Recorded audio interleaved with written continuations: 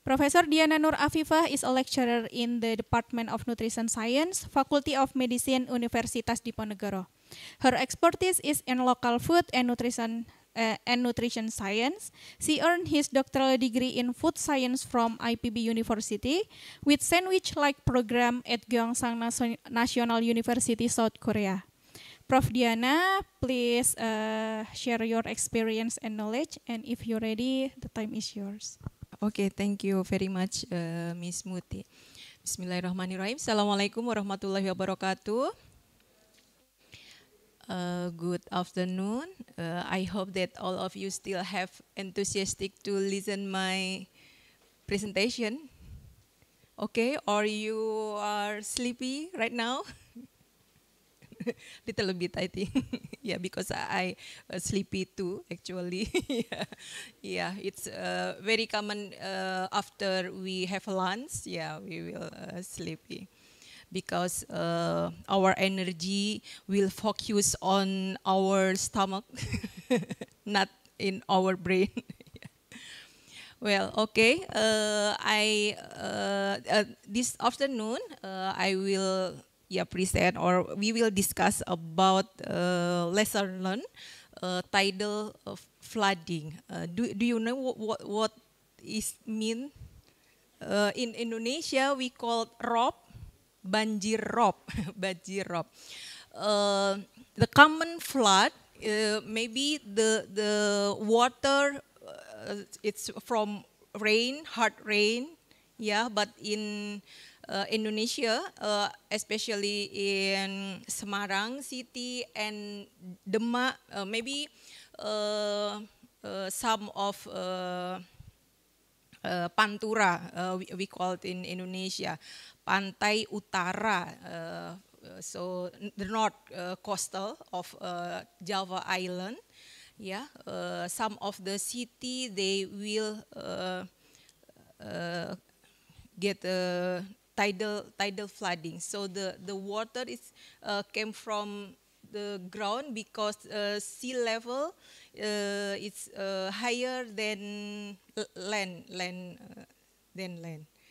Yeah. So maybe we can. I have a video. Yeah. Maybe you can know more about tidal flooding, especially in Demak Regency.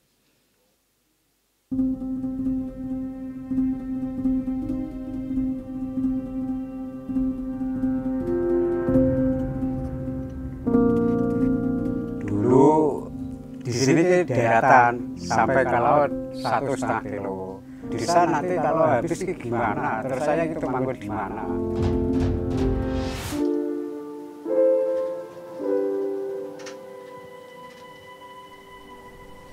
Saat ini saya berada di Duku Wonorejo, Kelurahan Timbul Sloko, Kecamatan Sayung, Demak, yang merupakan kawasan laboratorium alam yang dikelola oleh Pusat Unggulan ITEK, Pusat Kajian Mitigasi Bencana dan Rehabilitasi Pesisir, UNDIP, Universitas Diponegoro.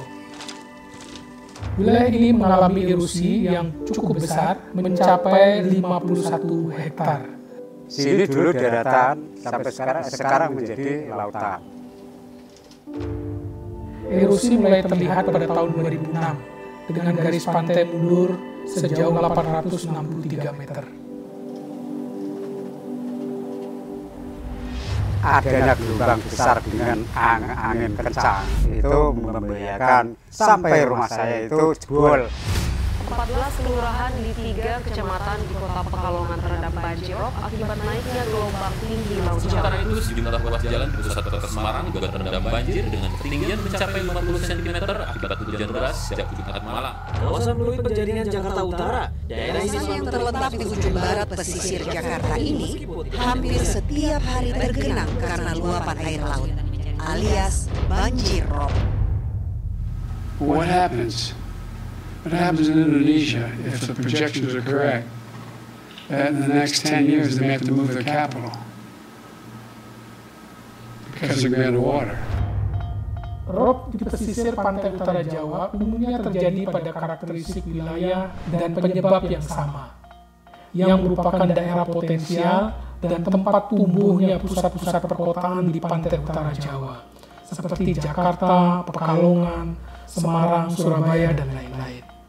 Dataran aluvial dekat pantai inilah yang mengalami penurunan muka tanah atau land subsidence dengan laju yang ekstrim. Makom itu tenggelam, terus warga yang mempunyai kerabat meninggal akhirnya dibatur dengan padas.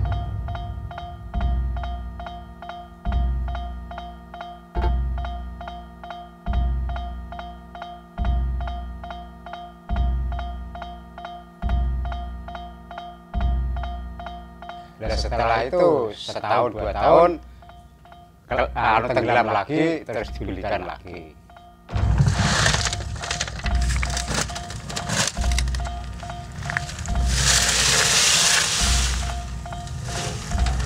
Ini rekotone ono tiga ya Allah. Nambah iji. Jadi wong guru-gurane wong urip, mate durung durung mati ya sombong. Diketahui bahwa luas erosi yang terjadi di Kecamatan Sayung mencapai 2.116 hektar. Sedangkan sedimentasi terjadi hanya 1,44 hektar. Ya itu kan parah tuh Mas, rumah yang kecil itu. Jadi kan rumah kira-kira rumah para wis sombet rumah para kawan pergi para kawan minggu. Walah, sampai dimanapun saya tetap di desa saya sini ya. Seperti itu. Hasil pengukuran data pasang surut selama 20 tahun menunjukkan bahwa kenaikan muka laut di wilayah sekitar Semarang dan Demak itu mencapai laju 7,74 mm per tahun. Land subsidence di sekitar Semarang dan Demak itu terjadi pada laju antara 5 sampai 20 cm per tahun.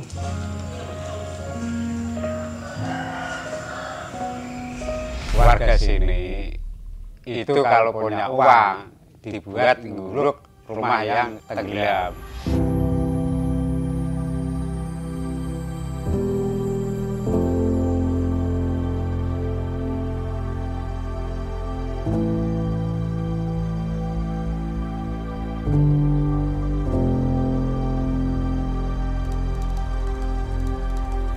Ada pecah gelombang ini bisa saya selamat, terus akhirnya bisa menghasilkan menjadi sedimen menimbul, bisa ditanami dengan mangrove.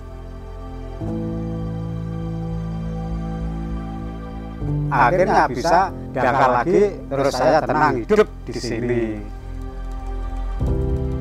Coba kalau tidak ada lampu atau pemecah gelombang, di sana sudah hancur. Sabuk pantai yang merupakan kombinasi seawall dan breakwater ini cukup berhasil. Pembangunan sabuk pantai berhasil dan replanting mangrove tumbuh dengan baik. Pemukiman yang berada di belakang bangunan pantai ini sudah mulai terlindung. Dermaga nelayan dapat dipulihkan kembali. Beberapa tambak yang berada di sekitar bangunan pantai ini difungsikan kembali. Peneliti internasional dan pendanaan asing seperti Wetland International, Boston University, South Brittany, Prancis, Cerema, Prancis, dan UISKA Jepang, dan lain-lain sudah banyak berperan dalam membantu penanganan melalui riset dan proyek yang terkait dengan land subsidence.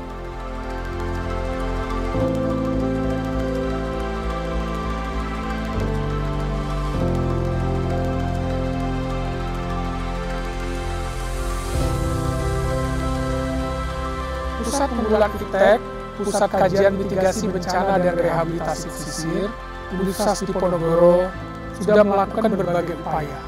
Salah satunya adalah pembuatan kalender ROP. Kalender ROP ini merupakan adopsi dari simulasi data PASUD untuk melakukan prediksi selama 1 tahun. Untuk bisa mengetahui kapan waktu terjadinya ROP, kemudian mereka bisa melakukan berbagai persiapan untuk mengatasi ROP tersebut.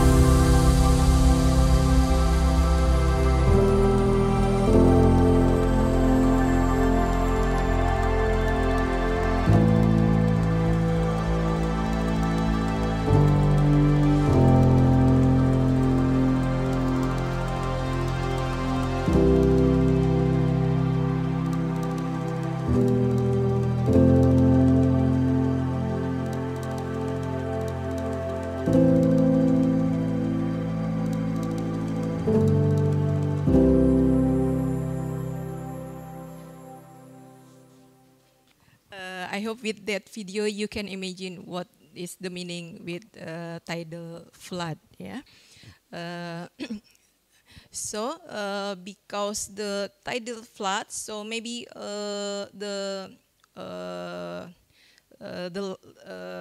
they can live properly. Yeah, because it would be impact on the crop harvesting, crop productivity. Yeah, so that's why will impact on the nutritional status. Like this one maybe for the tidal floods. What is the relationship between tidal floods and food security and nutrition? Maybe like increased risk of disease. Yeah, so the tidal floods condition will increase the incidence of infectious diseases. Yeah, and then they can reduce the health status in the community, and then decrease water quality. So that's why maybe the people will get more infectious disease, diarrhea maybe, yeah, especially on the children, yeah, and then infrastructure damage, maybe the bridge, yeah, not longer anymore. The road access, yeah, will get a lot of damage, and then agricultural land damage. Plants will die, yeah. So they will reducing local food production, and then displacement and loss of livelihoods. Yeah, so maybe children cannot play. Like when maybe if you have a better environment, so you can play freely. Yeah. But in the tidal floods environment, maybe they only can play in the morning, and then they cannot play in the afternoon or maybe in the evening. Yeah. And of course, will be impact on the food, yeah, insecurity and malnutrition.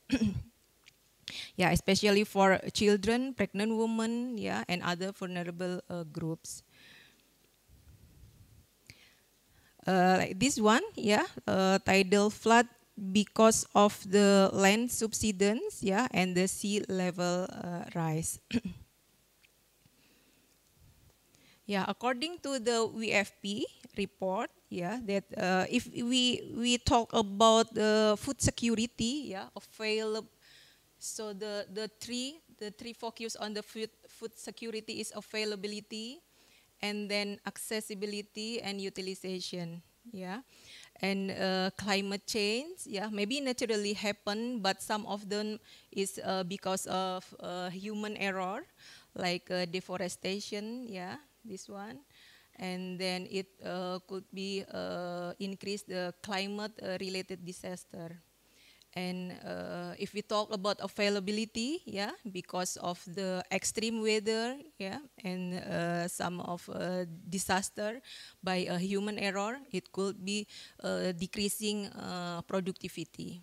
Yeah, so the if the productivity decrease, and then the crop price will increase, and not all people, yeah, can buy the food, yeah. So the food consumption will be reduced too.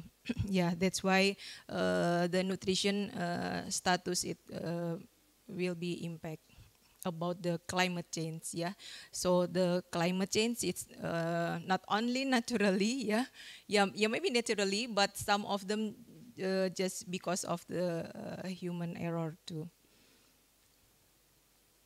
And this is our report, yeah, Indonesian report about health survey, health survey on 2018, that the prevalence of malnutrition among children under 5 in Central Java, it's for the stunted children is this one 20%, malnourished 13.7%, and data on 2021, the prevalence of stunting and worsted in Central Java, it's more than 24%. And in Central Java, there are 27 provinces, and in Demak Regency, I think it's still more than 20% for the stunted children. So this is the condition in Demak. I think next week, all of you will join the trip, go to Demak. I hope you can go to there, but we will go in different part of this on this video, because in Demak maybe there are 9 area maybe, but most of them they occur tidal flood. For the Demak nutrition problem like this one, so still have a stunting, underweight, wasting children, and then for the ecological problems, there are abrasion, accretion, vulnerability index score, for sea level rise, and coastline changes, because of the abrasion, And then for the food insecurity issues, many communities are vulnerable to the consequences of tidal flooding, because I have two video more when my students, go to Demak to survey the community. So I think the solution offered to this problem is a holistic approach, involving environment management, building resilient infrastructure, early warning system, and effective food, and nutrition assistance programs. Apart from that, maybe about education and increasing public awareness about the adaptation and climate change, because in the video you see that the community, they don't want to go their village, they want to stay there, So maybe we have to think, about holistic approach this.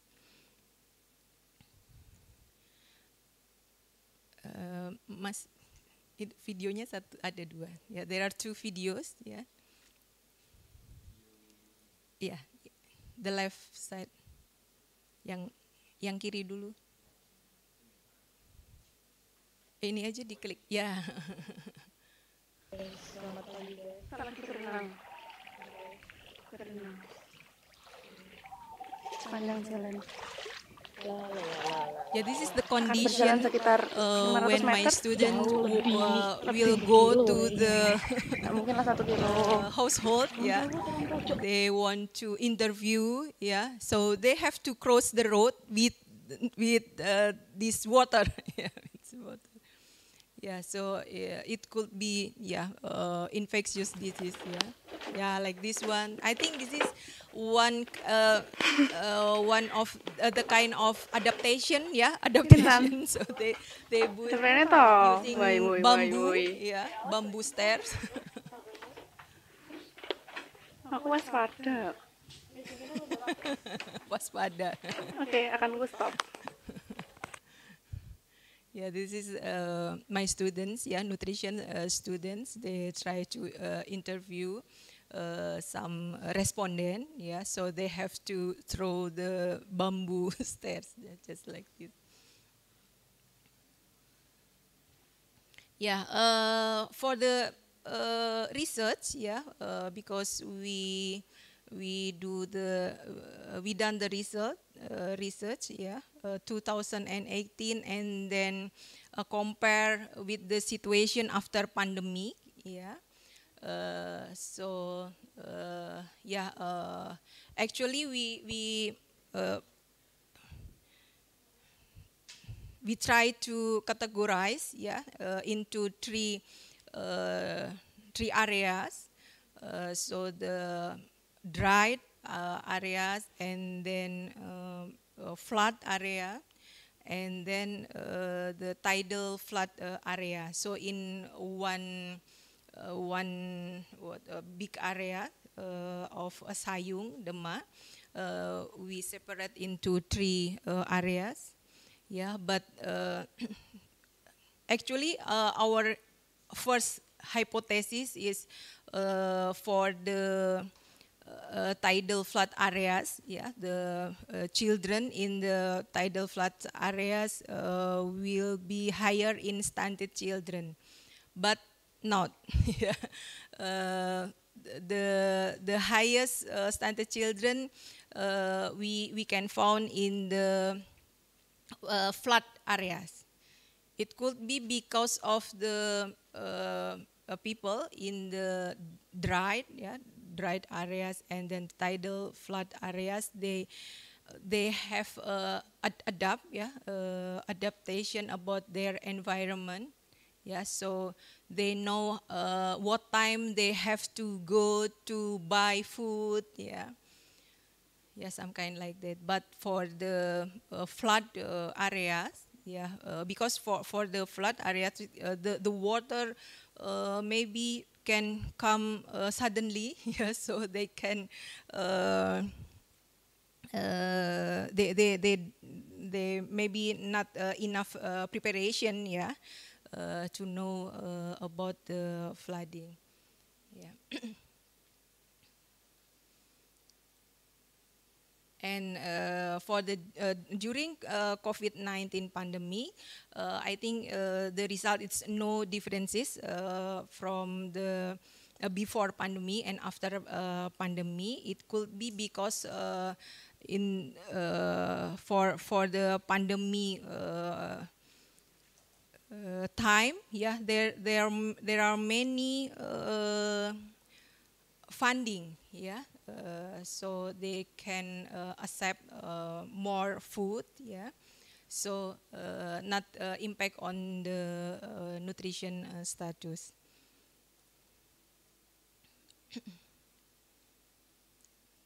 This one. Nah.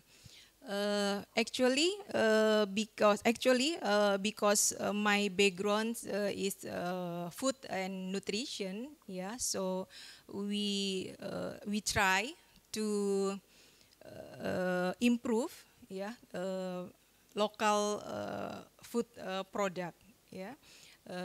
As we know that we try to plant mangrove, yeah, to protect our area, yeah. So we try to use mangrove not only for the seabed, but also for the food, yeah. So we try to use the mangrove, but because of so many type of mangrove, yeah, we have to choose the mangrove that we can eat, yeah, we can eat. Because yeah, maybe some mangrove it's dangerous or poison, yeah, have a high level of cyanida, yeah, HCN, yeah, HCN, like this one, yeah. So we try to make a modification, yeah, food product modification, yeah. We try to make cookies, yeah, cookies for the supplementary feeding program, yeah. Yeah, because the higher prevalence of stunting, yeah. And we also determine is it safe or not, yeah, because as we know that mangrove have HCN, yeah, and then tannin compounds also, yeah. So this is the best formula for the mangrove and soybean cookies, yeah. And the HCN, yeah, still lower for the limitation.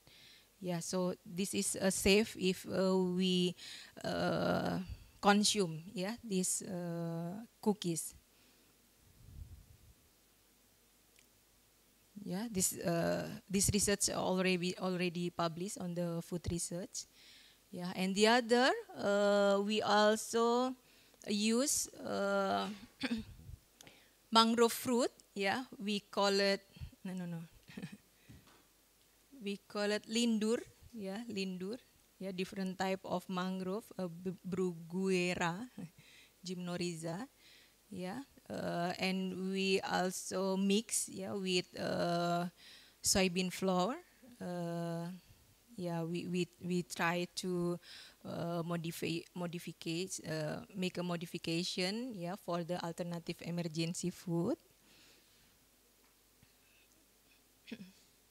Sagon, we call it sagon in Indonesia. We have food, yeah, they are unique, all locally, yeah, locally food. We call it sagon. It's mix, yeah, and we make a modification using lindur or mangrove fruit, yeah, and then soybean flour. We also try to introduce, yeah, so make an intervention to the animal models. We want to know that is mangrove fruit, is it have beneficial or not, yeah, for the obese, yeah. But our research using rats, yeah, Wistar rats, yeah, obese Wistar rats, yeah. So yeah, because mangrove fruit has many potential benefits for health. Yeah, so the mangrove is not only used for the seabed, yeah, but we can also use the mangrove for our food, yeah. Maybe it could be increasing the utilization, yeah, of the mangrove.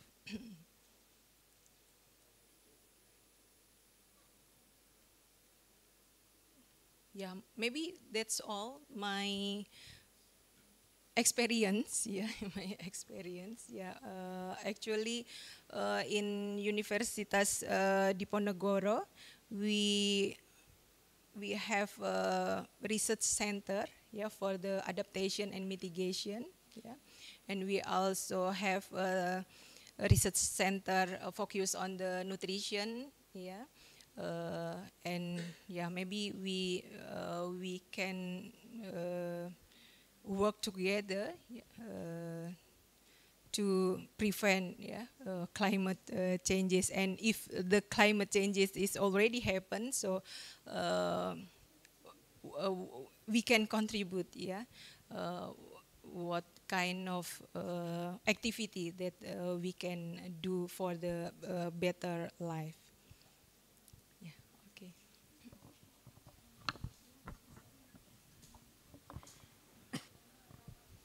Okay, thank you, Professor Diana. Please give applause for Professor Diana.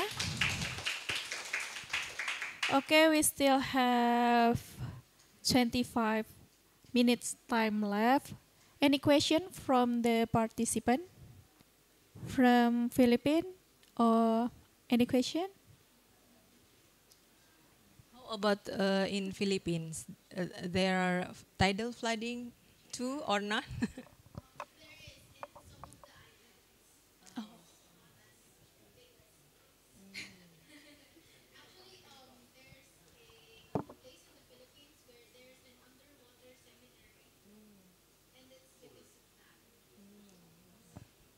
Actually, in Semarang City, it also have tidal flooding because Semarang City separate into three areas. Right now, we are in Tembalang. Tembalang areas in the high areas, and for the tidal flooding is in the lower areas. In Old City, Kota Lama, yeah. Have you been there? Not yet. Yeah, maybe this weekend you can go to the Old City. I hope no tidal flooding for this week, so you can enjoy Old City. Okay. Any experience maybe from Japan or from Netherlands? No, yeah, right. From Japan? For the Netherlands, I think the Netherlands is the There is a city below water, right? Oh. But no no flood because of the what is in English kincir angin. Yeah, oh yeah, there's a lot of dams also.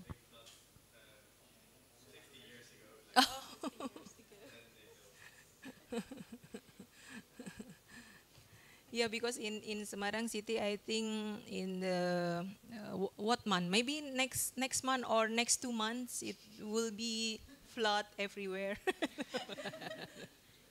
especially in the lower areas. How about in Japan?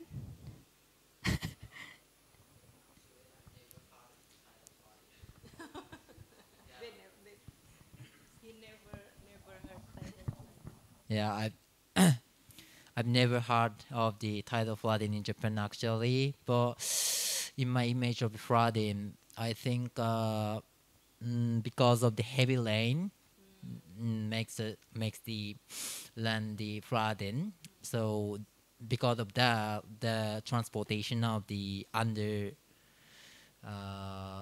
the train under the ground is stopped because of the. Yeah, I heard of something. Yeah. Okay, if there is no question, we have to end this lecture session. And the following agenda, it will be case-based discussion. So please, thank you, Professor Diana, for sharing with us about your experience and knowledge about the tidal flooding in the Demak, district.